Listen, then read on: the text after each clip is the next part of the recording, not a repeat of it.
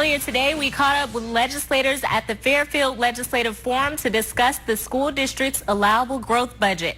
Each year, the legislator tells schools how much they can spend.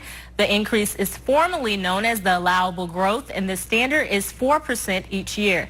Districts are required to have their budgets in place a year in advance. However, it is impossible to do this if they don't have an allowable growth number. Representative Kurt Hansen says he is not in favor of the delay. He says a figure should have been set months ago.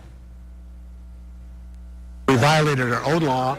I don't know how we can expect the children to learn from our examples when we're setting a very poor example at the state legislative level.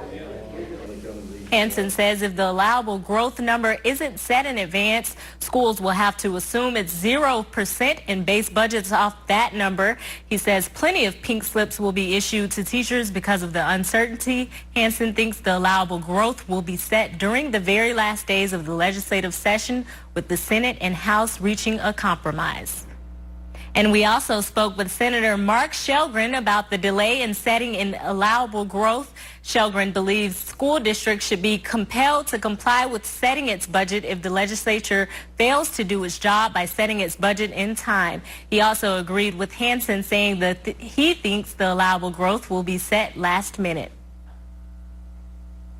When the final budget comes forward, we'll be able to look at what we have for total spending availability.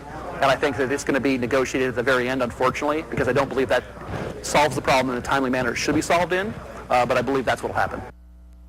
Shelgren supports a 4% allowable growth.